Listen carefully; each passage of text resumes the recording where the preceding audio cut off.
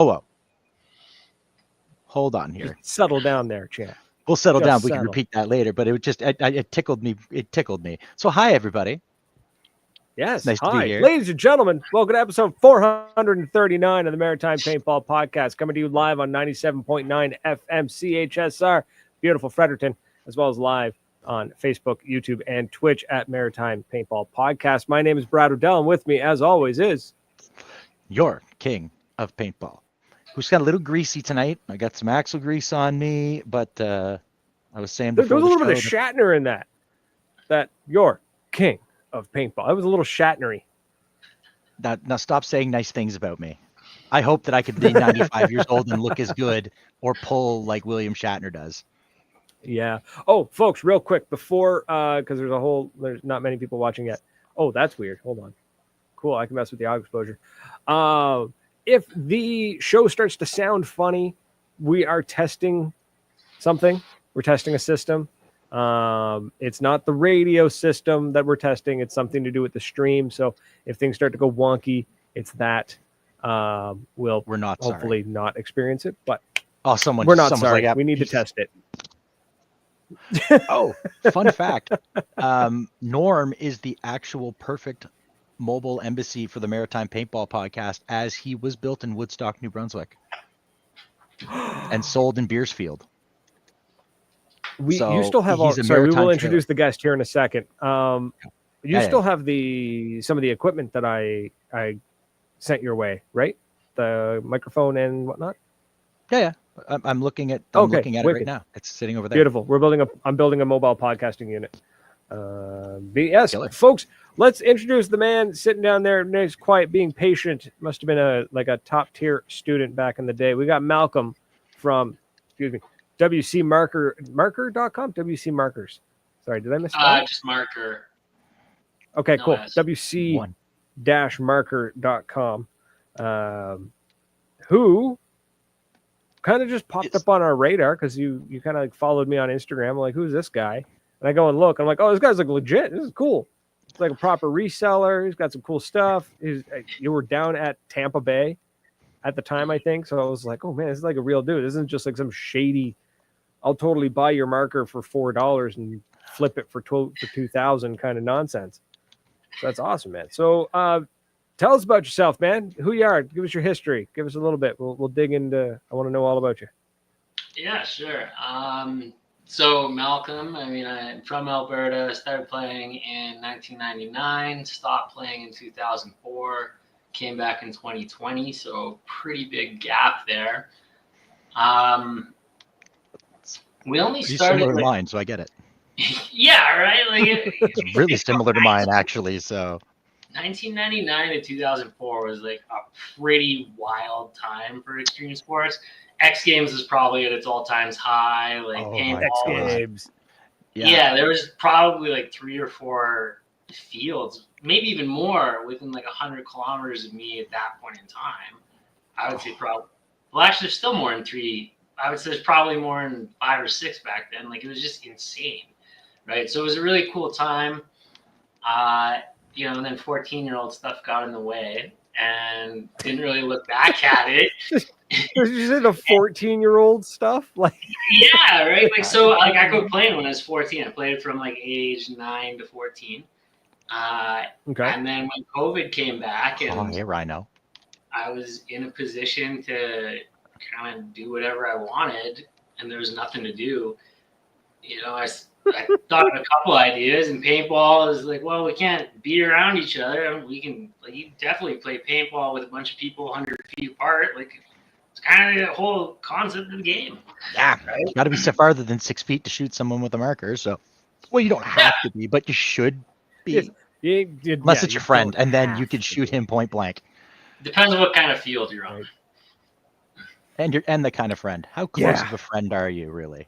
Yeah. So, like that's the personal playing side of it and all of that. The whole WC marker thing is, I actually looked at the official incorporation date of the company, and that is May 5th. So we're less than a year old. But I've done some kind of like business operations. We operated as like a repair center for a short period of time. That's cool. Like I really liked, you know, if the camera's too far away for me to move, but you can see like angels, autocockers, intimidators, and stuff like that behind me. You just said the word, man. You just said the word. He's about to get all giddy.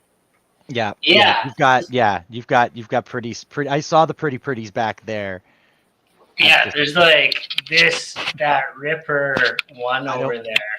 I also don't ever want to have to fix one of those, so I can appreciate them from afar with somebody who knows how to fix them. Yeah. So those were what I played with, and there was kind of like enough of them around in non-functioning condition. I was like, well, all right, well, maybe I'll start repairing these in Canada. Because for Canadian descent, there's lots of great repair, marker techs, airsmiths, whatever you want to call them. Lots of great guys in the States to do it, but all of a sudden you're mailing a marker to the States. It might be like 60, 70, 80, maybe even more. And they fix it for $80 to $300, depending on like how many difficult to find problems there are or whatever. Ship it back. You know, it wasn't a great experience because I sent one out the other day. I was like, wow, this is really expensive. This is really time consuming. It's a little bit sketchy. And only sketchy because like it was my first time doing it, right? Like the guy was great, but you know, you're like, well, I'll just the first time you're sending your baby across the borders, yeah, I'd be a little bit too. And actually, it wasn't actually a good experience. It was really bad because the guy died. Now I think about it, it was the other. Yeah, it was a super tragic story actually, but there was somebody else that I dealt with in California. So the first one that I sent out, the guy died while he had it, and so fighting to get your gun back and probate and all the stuff. His guns in his possessions when he dies. So I got it back in pieces. The guy's wife did, like, after an appropriate amount of time, like some of us were like, hey, I don't know if like this is the right time or whatnot, but like his business, is there anybody who can like step in to help get the markers back? You know, right, like before you auction like, all of our stuff off. Yeah, it was done really. Those who approached did it really respectfully. Like it was a complicated situation, but so anyways, that happened. I was like, why would anybody ship across the border? Again, not that the border is that big of a barrier, but there could be an easier way. It's a pain in the ass. There's no nice way to put it. It's a pain in the ass shipping across the border. Yeah. So like that. It's almost like it's easy. Talk about the worst case scenario. The guy dies. Yeah, that's pretty. Right? Yeah, that's pretty tragic. Yeah. I'm sorry, I'm laughing, but it's such a like. Oh my god. It's just so shocking. There's kind of like nothing else to do, right? Shit. Didn't see that one coming. If that was not on my gear problem bingo card, I'm gonna be honest. And then the other ones like that Oracle I sent out to the States to get built. It was very expensive. The guy was great, but it was very expensive. It was very time consuming. And I kind of thought to myself, like, this is what I used to do when I was 14. Why am I sending this stuff out? Right? Like back when I was 14, Intimidators, they're as reliable as they were back then, which wasn't all that reliable. Right? So I got into it with my spare time and started fixing markers and kind of advertised a little bit like, hey, do you want your stuff done? We charged a really reasonable rate. Like the original quote I got on the first mark I sent out was like $150 US. I was like, I can do this for $80 Canadian and still be laughing. Right. Not knowing like how bad some of the markers were going to be. And then I found out. Charles Holton, what are you watching? You, sir, are watching the Maritime Paintball podcast, and we have Malcom from WC Markers telling us about his very cool business that kind of just crept up, and like Brad was saying, it kind of at first it seemed a little funky, but now it's turned out to be pretty cool. So you went into this business yourself. Just after a while, you said screw it, and you started fixing them yourself in Canada. Yep. And then it became a bad experience because at one point I had 90 guns mailed, right? I was like, okay, this is not going well. It seemed like a good idea at the time. Yeah, you get through like 3 or 4 in a day, no big deal, right? But the ones that were really bad, spend like 7 or 8 hours on. They'd be like, okay, I'm making less. Like I'm making half a minimum wage here. Like this isn't working. And then some of the markers, it would just feel like I was always delivering bad news. Like, oh, okay, like you got this really cool shocker. but the upper board is blown, the lower board is blown, the eye is gone, there's no solenoid. I'm like, it's gonna be like $600 to fix this. And they'd be like, well, I thought you said it was $80. I'm like, yeah, but like for my work, I can't. It's $80 for me to take it apart. Yeah, like if I have Like- all the parts. And then on top of that, it became the same problem where we had to source weird stuff or like convince people to break up other guns to get parts. It just became too hard. So I figured, okay, I don't really want to do this. Like, this isn't fun. It's only going to go downhill. Like,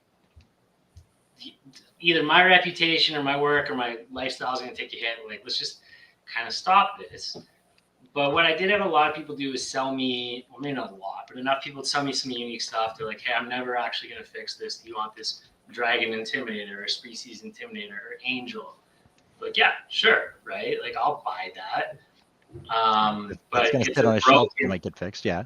yeah, it's a broken gun, so I'm not going to give you that much for it. Like, I'll try to be as fair as I can, but like, I don't know if we'll ever get it fixed either, right?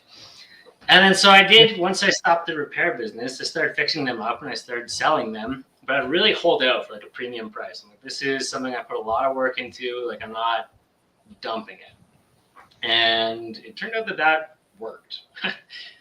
So that's kind of where it started, was I just, all right, well, we'll buy this, fix it, sell it. And it all started off with broken gear, and then people started wanting to sell to me their non-broken stuff, just because I was a reliable buyer, right? They knew the money would show up.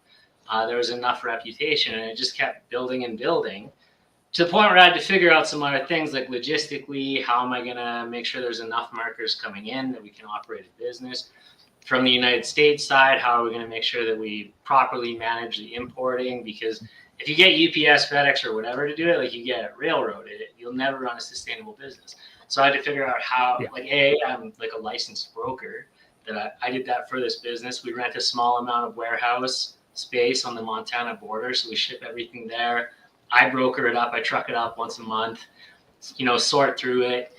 A lot of stuff is described as being like the greatest marker ever, and it's really not in the condition of the greatest marker ever. So, there's always these challenges that I got to figure out and kind of cope with. But it's been actually, if you look at, incorporation date was May, and here's where we are today. It's gone well. Yeah. Right? Well, it's, To say the least. there was a need for it, clearly. There's a need for it because we see it all the time on social media where it's people are trying to move used markers, and it's nothing but legit checks, which, can you really trust a legit check? And then, unless it's about me, then yes, you can. And then it's nothing but like, oh, this guy, I sent him the marker and he never sent the money. It's like, okay, well, did you like PayPal like goods and services it? No, he didn't want to, I didn't want to pay the fee, or he didn't want to pay the fee. It's like, well, then your marker's gone, bro. Yeah, exactly. Yeah, so well, sorry. Or even consider my situation. Say, guy passes legit check, but he dies. Yeah, and then your marker's in the wind. Yeah, And then right. he dies. I'm sorry. I'm blown away by that, because I actually ran into that when I was selling. I used to be a sales rep for a beard oil company, and I called a business. I was cold calling businesses, right? And I'm calling. They're not answering. I'm sending emails, but I'm not giving up. I call until I get a no. Finally, the guy answers, and I'm like, hey, man, I've been trying to get hold of, I don't know, like Charles, whatever his name was. And he's like, yeah, Charles died. Yeah, all you can do is kind of like burst out laughing for a second while you take it in. Oh, so I'm like, oh, wow, that's terrible. Do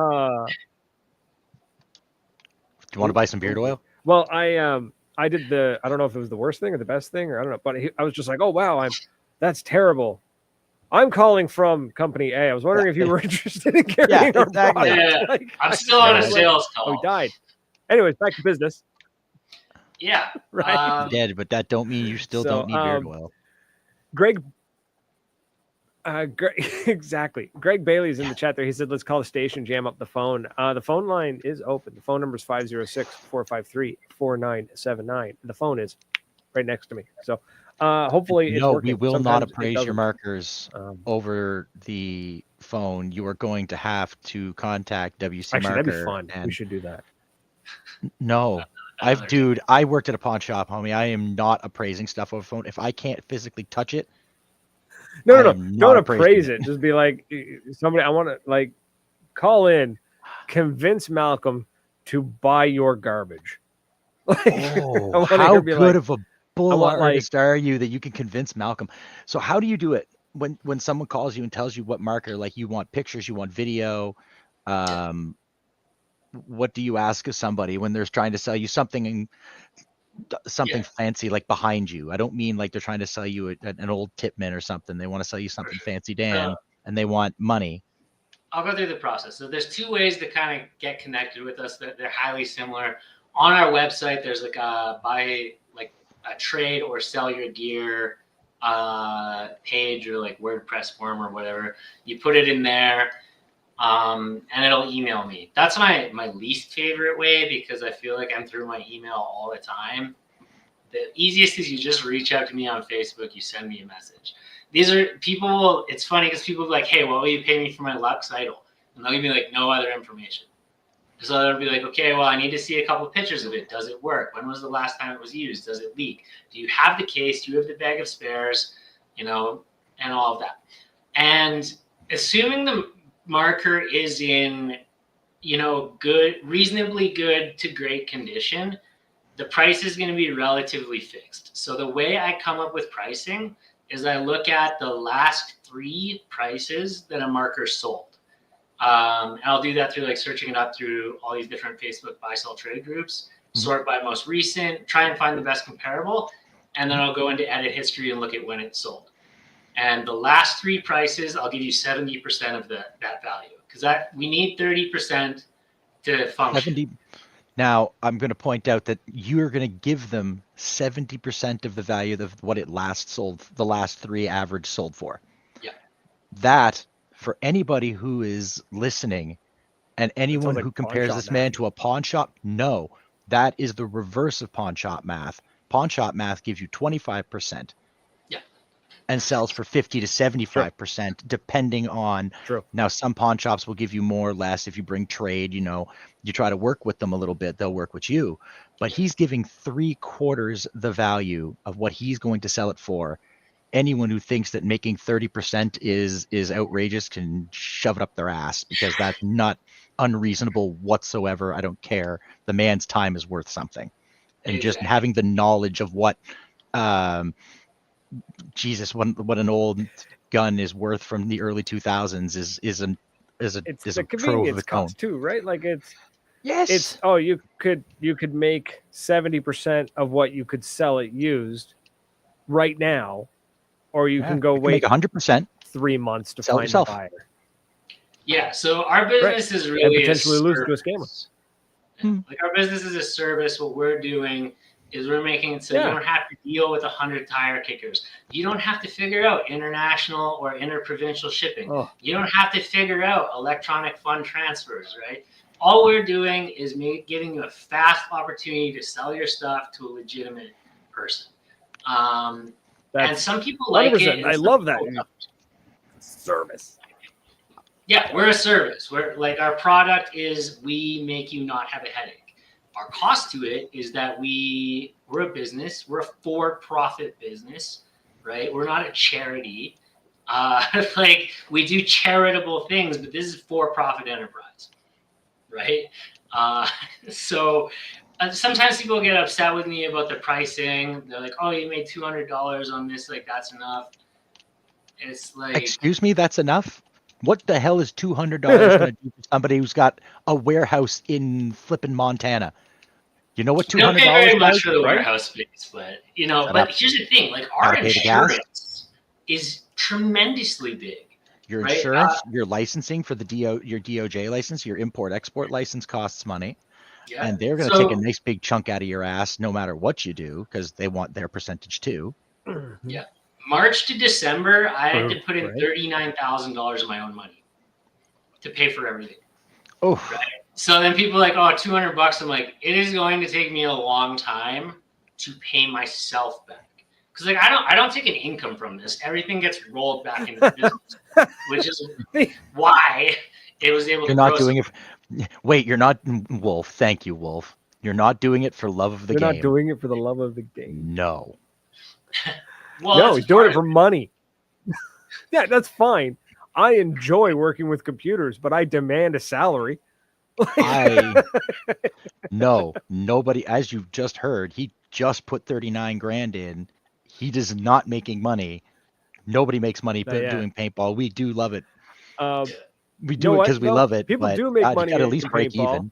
The difference, though, the people who don't make paintball or make money in paintball are, one, podcasters, and two, they don't know how to run a business. They're monetizing a passion, or a hobby, but they're not looking at the hard, cold numbers and going, okay, yes, you're my buddy, but I'm still going to charge you X number of dollars for the service, or I'm going to buy your marker for 70% of what it's worth.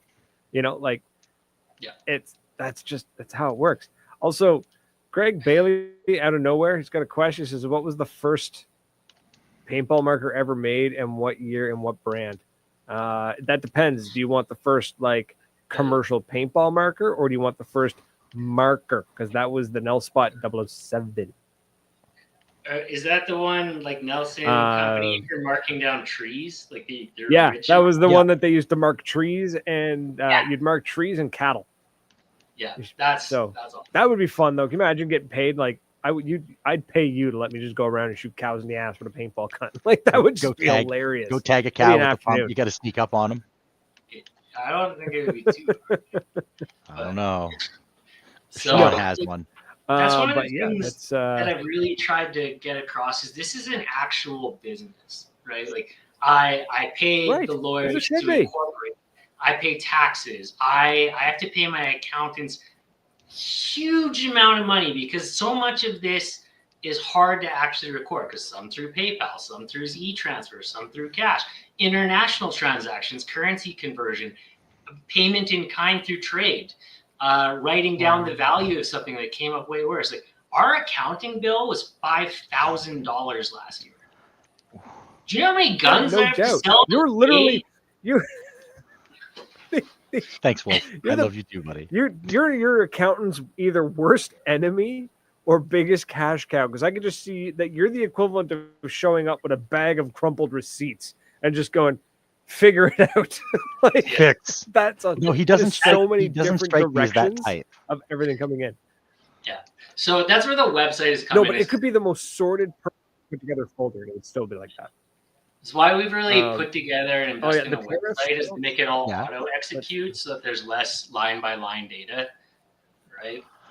Nice. If we look at this last month, I only had 6 items that were transacted on that didn't flow into the website, right? So now my accounting costs are way lower, but they're still thousands of dollars, right? Like the insurance is incredibly expensive. Like the insurance just to run this business, because guess what? We're a U.S. customer, right? So that's $4,000. And it is 1.6 miles to my warehouse across the border. So I have to insure my vehicle with like a special rider. I go once a month. So we're driving 20 kilometers a year. It's $200 for that rider for my U.S. liability. So like I get nickeled and dimed from everybody. And that's the worst is when it's your friends who get upset. I'm like, what do you want from me, man? And half the time they're also the people where I took care of them already and they're like demanding more. And they're like, this is not good. So I'm very big into saying, never mind, I can't say it on the radio. Yeah, I'm very big into saying shop somewhere else. If you're not happy, shop somewhere else. I'm not the only one. Hey man, if you can sell your marker for more money, by all means, like I will not be offended. Yeah. As a matter of fact, I will pat you on the back and congratulate you because bully for you, dude, but sometimes you got to fire the customer. But that's it. A lot of our There's business, so many hidden costs to everything. Yeah. A lot of our business is people who reached out to me too. And they're like, hey, I don't really love the pricing. I'll just write up like, we're a business. These are the costs. I'm like, this is all before I pay myself too, right? So like, this is why the pricing is. A lot of people are pretty understanding of that, and then they'll come back to me like months later and be like, "Look, I wasn't able to really sell it for what I wanted either. Is this deal on the table?" Yeah, that's when you that's go. where it's- So How much? that's I'm when not you bust playing out to go, Fortnite. okay, I'm- so the a few months ago the marker was. What are you playing? Oh, Stardew Valley. Keep my hands busy. Yeah. I So I was gonna say meds have you, worn off from drinking coffee, so I gotta keep Gotcha. going. No, what you do is when they come to you originally, or when they come back to you after a couple of months, and they go, "Oh, I couldn't sell the marker," and you go, "Yeah, let me pull up your file. I could see 3 months ago the marker was worth 1,000. I offered you 700. But now we're gonna add on the waste my time tax, and I'm gonna give you $400 for it." So From the sounds like of this that's guy, I like- don't think he does that, Brad. I I'm don't pretty either. sure he doesn't do that. No, He but he sounds like should. he's a legit business, and we appreciate that here on the Maritime Paintball Podcast. I appreciate a legitimate business. Yes. The only time where I'll reassess is if there's like That's a say business call. Take it. say you had the DSR and then the DSR Pro came out. Well, now I'm Mhm. gonna have to reassess like Two what different if guns. things look. You had a Lux TM40, now the Idol's out, and then the Idol isn't selling well, right? So I will reassess if there's a big change, but otherwise there's not a huge amount of movement in the market. We try to also stay away from like the current generation that's selling, because that's where we can't evaluate the depreciation risk very well. So people are like, "Oh, I want to sell my CS3, I want to sell my GO5. For sure. I don't really want to deal with that because I don't.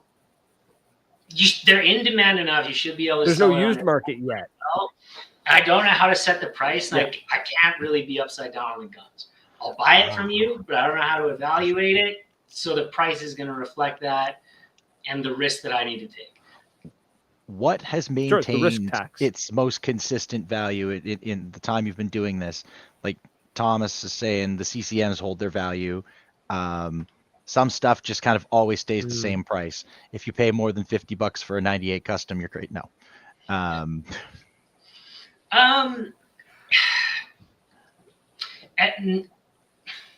Very, very niche guns are the only thing that are going to hold their price, right? If you Collector's look at items. Inception design stuff, sure. But as far as like a general run-of-the-mill marker, nothing's going to hold its value. Like one of the things I have to explain to people a lot is this is used sports equipment. Why should it retain its value? Right. Right? Like, and I don't mean that Damn. I'm trying to Absolutely. take it from you, but it's not an asset. It's Have a you tried to liability. sell a hockey stick that's used? Well, the worst I one. never thought of that, but This is the worst one. Is like when people are trying to sell me their pants. They're like, "Oh, it's a $300 pair of carbon joggers." I'm like, "It's used sweatpants."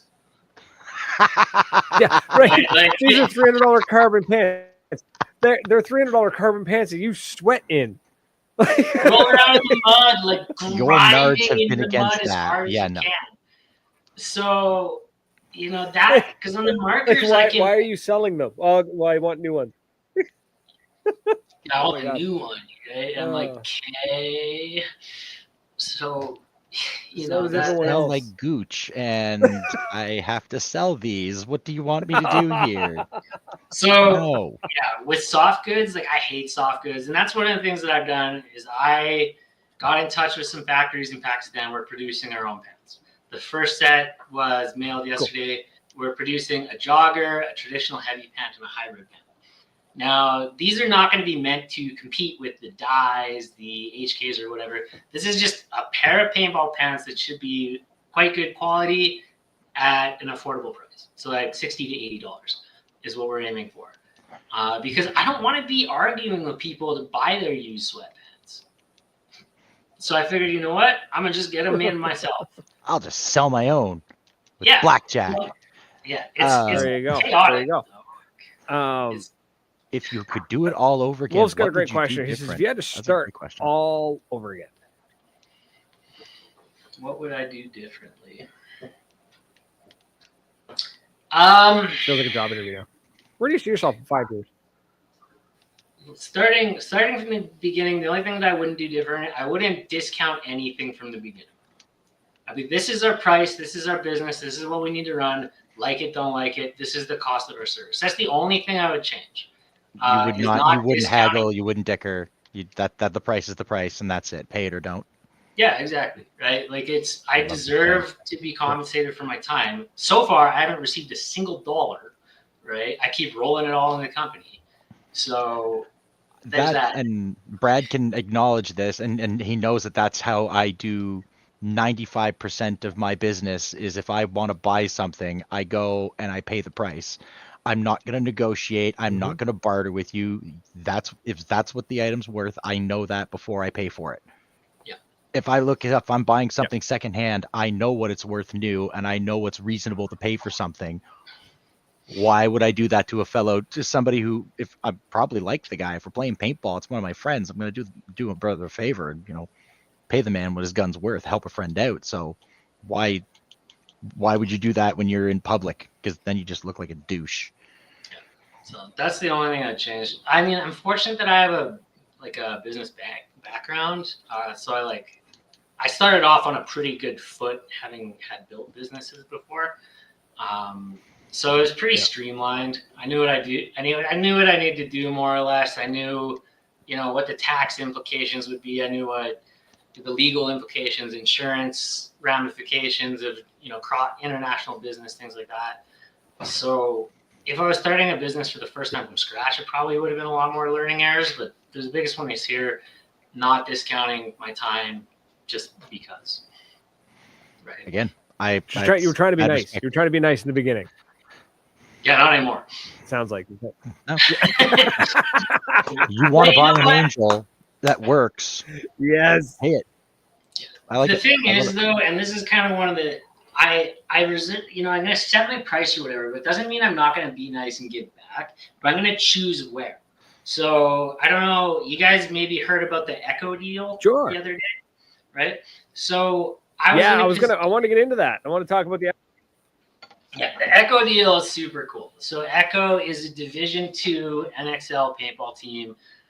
I think they're all Alberta players, and of course, paintball in Canada is smaller. I guess it's not as big in the States. Everything's small in Canada, right? Except for our actual country.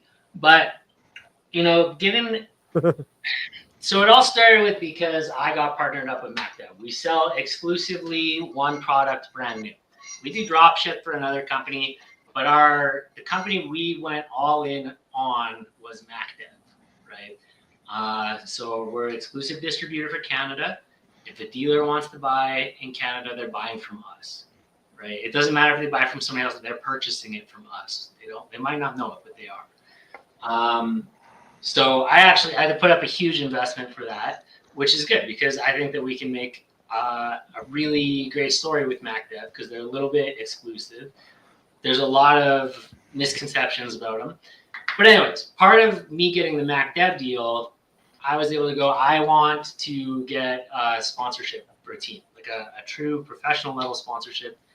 We only have like one actual Canadian pro team, right? Sea Dogs. You got Impact. Done. Well, Impact are they really Canadian anymore? Okay, I was gonna say it. That's like saying you got a Canadian hockey team and it's all Russians. Like, I don't know the roster of Impact, so maybe they are Canadian still. But I feel like Sea Dogs is the only authentically Canadian team right now. But guess what? They're totally specced out. Like we can't offer them anything. They're already totally taken care of, right? So I wanted to. I came to Echo and said, I got you a pro team sponsorship. Do you guys want it? Oh yeah, you have to decide by tomorrow. So it's like it was a huge. What? Yeah. Yeah. I don't think it would have taken that long for the answer to come, but still that initial It's more complicated than people think, right? Because obviously you have to commit to using the manufacturer's markers, and they're not free, right? Like they're given at an extraordinarily favorable price, but they're not free. Like a team still had to spend a lot of money on cash, right? Right? Yeah. But they're definitely supported on the price point from WC because I was the one who got to choose the price, right? So I buy them, then I sell them, to Echo at razor thin margins. I think I made like $48 on 13 markers. So that's Cool. So that's one of the you ways. covered the time it took to put them in a box. Yeah, because I wanted to That's truly support these guys. I didn't want to make $500 a marker. I wanted to be out there and be like, okay, guys, like, I understand this is a huge decision. You're going to have to pony up a lot of cash. You're going to change a lot of things. So I'm going to support you by, like, doing this effectively for free. But if you guys, like, screw me on this, then, like, this is, like, the end of our relationship on every level, right? And they're great. They're fantastic. They're super on board. They had to discuss it with their players, right? Being like, oh, by the way, like, this is expensive. But what they get back, if you guys want to switch to Mac, like, yeah, that's so they're going to be shooting GTX this year, the new high-end marker from MacDev, nice. And it's killer. Like, it is, obviously I've spent a lot of time with it and made the decision to go all in on MacDev, made the decision to go all in as a distributor, buying the markers and committing to quite a number per year, right? Like, there's minimums. There's minimums I need to fulfill. Yeah. Oh, yes. Yeah. There is. So that's Echo, a lot. Like, it's crazy, man. It's crazy. So Echo's going to get the logistics. Echo's going to get premium media coverage from MacDev. There's going to be like financial components of if they win, what they win. It's pretty generous, but they have to perform. And if they perform well, it's a fantastic deal. Probably a deal that's never been offered to a divisional team in Canadian history. So I'm super happy I could bring that to them. And you know what? These guys deserve it on every level. They're the greatest guys. They're out there helping players no matter what. They're all, I walk into a tournament, I look at the refs. They're all the Echo players, right? Like, because Echo can't really play in our local tournament series. They would just dominate everybody, So normally they're out there as refs. Yeah, but that's pretty cool, though. They're just like, we'll just ref instead. We still want to be here. Or so. one time, it's good, though. That's good. I like that. One time, I think they entered as 3 people just to practice, in like a 5-man event. And you're just like, that's awesome. Oh, my God. Yes, I would love that. See, that's just funny. It's an entire tournament. They turned an entire tournament into a 3v5 training match. Yeah, it's just every time they do something, you never hear a negative thing. They're always out there promoting, like, they're like the big brothers of paintball. They'll take care of each other. They'll help each other learn. They're not the ones that are showing up intoxicated. They're not the ones fighting, right? They're showing people like what they generate, what it should be, the top level performance, and they're good at it. And you know what? If I was able to get them a break, I'm super happy to be able to support them in the NXL level. And MacDev will be a great, MacDev has bigger resources than I do. So additionally, real support from a local Canadian distributor and support from a true manufacturer's point of view. So somebody asked earlier, Wolf, if you ever got into airsoft, and I don't know if you'd want to aggravate yourself trying to sell airsoft guns. Just shipping alone would have been a pain in the ass. Yeah. I've never played it, but from a business point of view, there's one reason why we won't get into it. Too many replicas. So because most of our inventory is sourced from the United States, we will not touch anything that looks like a replica.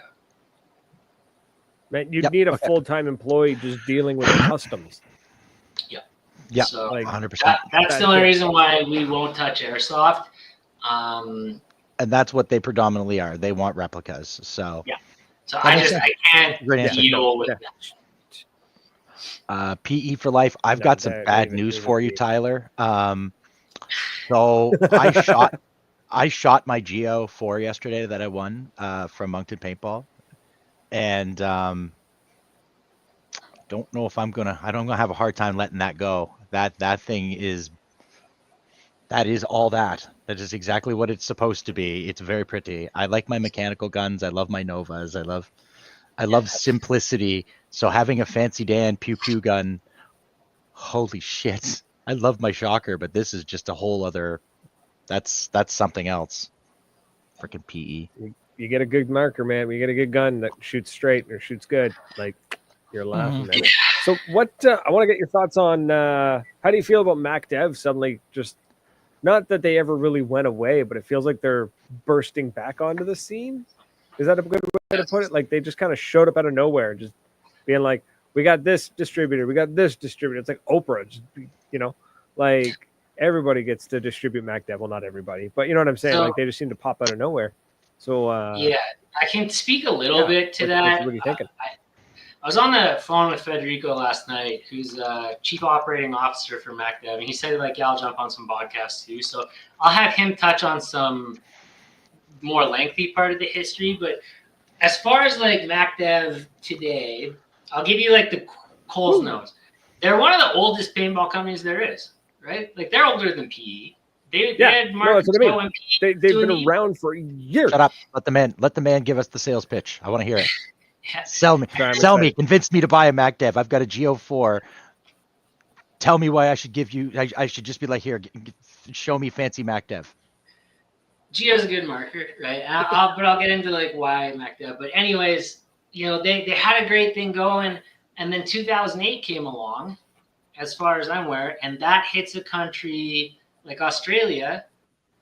It didn't actually hit Australia all that hard, but when you think you're an Australian company moving stuff to the United States, then distribute across there, like they lost their presence, right? And they were always huge in Europe, right? If you go like NXL Europe, they never dwindled or anything like that. But they did lose basically their North American market. And when you're not there, bad rumors will come up and there's no one to defend them. So I hear all these times, "Oh, MacDev's unreliable. MacDev is." What are you talking about? Have you ever even used one? When was the last time you used one? "Oh, I've never touched one." How do you know it's unreliable? Well, how come I've never seen one? I don't know. Maybe because they're in Australia. Like, go play on a field there and see what people in there have. Right? So I think they haven't been given a fair chance. What they've done is they've come back into North America roaring, right? Like they added a ton of dealers. Throughout the process of the GTX's launch, I was just watching it like once a week. New dealer added, new dealer added, new dealer added, new dealer added, new distributor added, new repair center added. They're making a huge push to get back into North America, and they're having success. Right? I put in an order for some more GTXs. They have to make them. Like they're sold out. Yeah, because they're still small. Like they're small. Air quotes here, small. They're the smallest of the large kind of manufacturers. Okay. I was gonna say it's a tight circle with MacDev.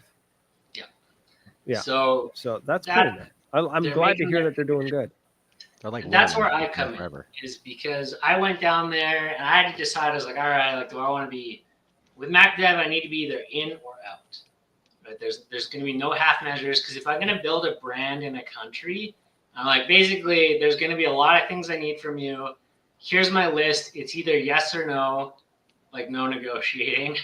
And if you give me this, I will commit to building you a brand. I will get these markers in the stores this year. I will have them in players' hands. We will have sales. And I guess when you come into a meeting like that, nobody's really going to say no. Yeah, that I can just feel the confidence just from listening to you that I'm going to sell the marker whether you want me to or not. So just do what I ask. That is a man who's been selling stuff professionally for a long time. It was a little different than that. Help me help you.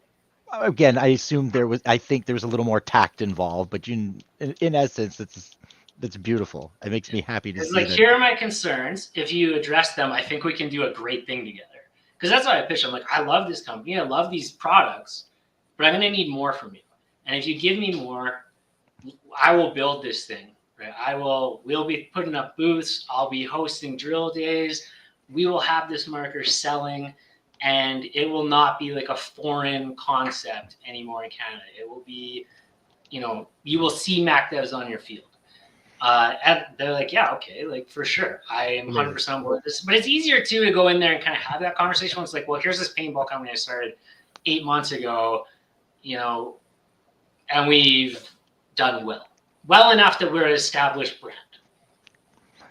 Oh, who was it? I think one of the boys here, I think Steve Clark ran one a couple of years ago, and that was the one that had me shoot, and that thing fired really nice. I still didn't know my arse from the front of me with a map, but it still went pew pew real nice. So I could just imagine.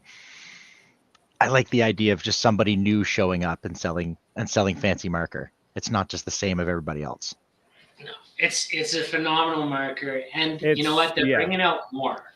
Like there's gonna be a cyborg, which like we haven't seen one in a long time. It's a limited run. It's gonna be super. That's cool. what everyone's been screaming for. Yeah, think about that though. Like when was the last time another like started hitting it? When was another time a paintball company said, you know what, we hear you. Here's what you asked for. Like how cool is that? Right? Yeah. Like they actually they said, all right, you guys have been and you can see it happen. Right? It's you saw it happen in real time where they were just like, here we're back, we're hitting the ground running. Look at this, we've developed this, this is the new one. And everyone's like, that's cool. Where's the cyborg? They're like, well, we're not really, that's kind of, we're not really. And they're like, no, we want the cyborg. And they're like, okay, fine. We'll do another cyborg. Like, I don't think a lot of people understand how hard it is to create something from nothing. Because the last cyborg was like 2014 or something like that. It's almost 10 years ago. There's going to be no carryover from that into the new one. So design, milling from scratch, board from scratch, valve assembly, all that. Like you have a pretty good idea of how to work, but like I doubt they're going to be a profitable marker. They're doing it for the fans, right? A limited run, the only people that are going to win are the resellers, right? So that's super cool that they're going to do that. It's a love letter. Yeah. It's a love letter to the fans.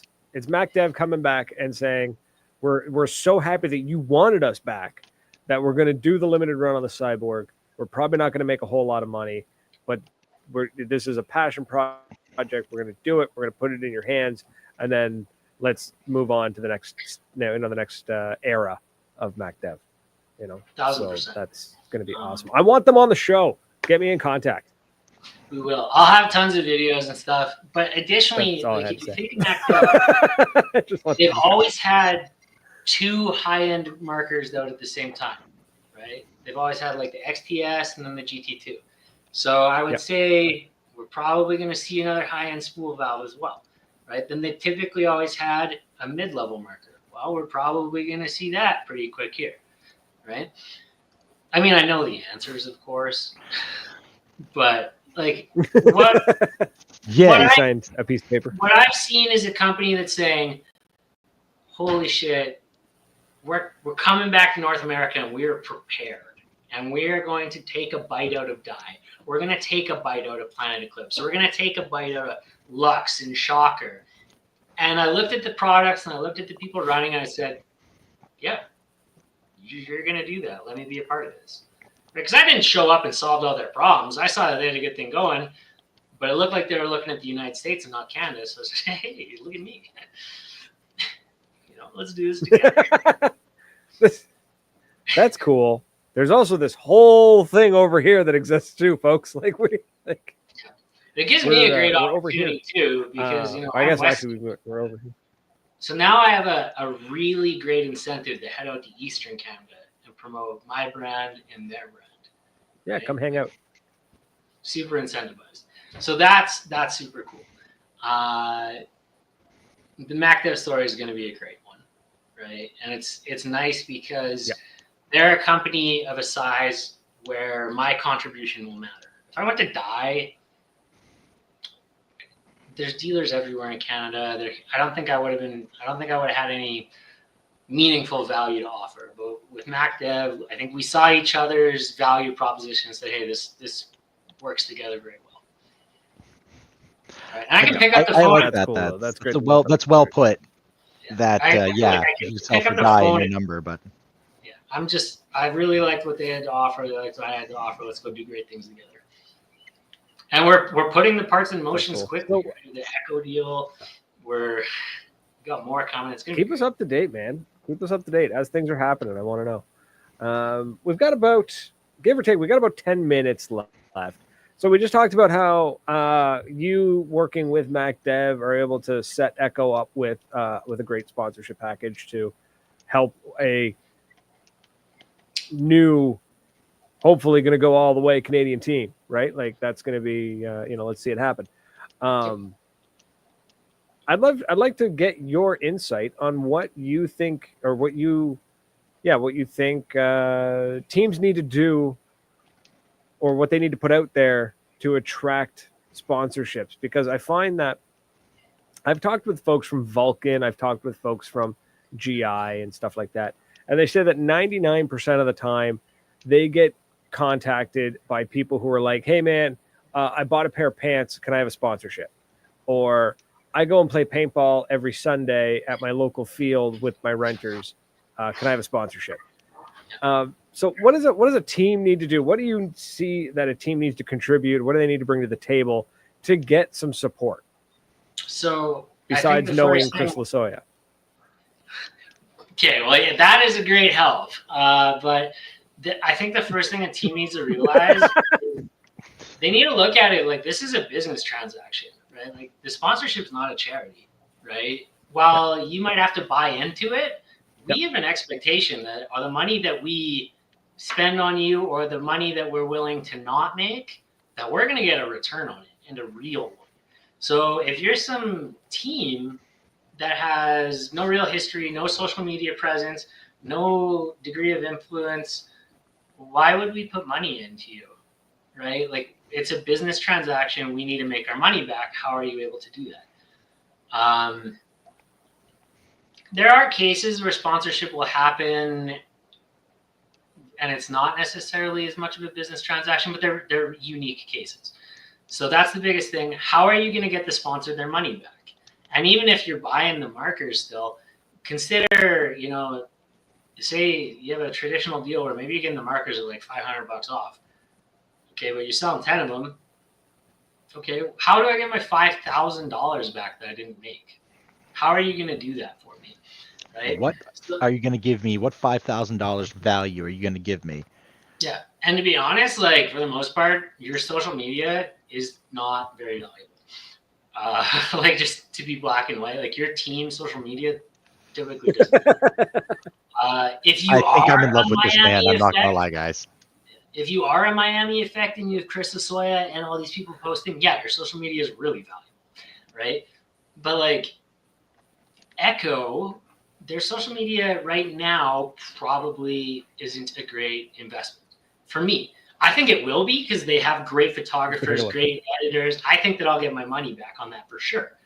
And I think they're going to win. I think they're going to push up. I think that people seeing the markers in the hands of a winning team is going to help me sell more, right?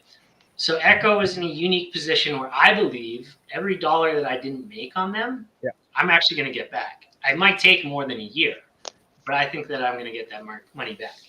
If there's some new throw together division 1, 2, 3 team that, if you're not going to be a consistent team for at least a couple years, don't even bother asking paintball sponsors, right?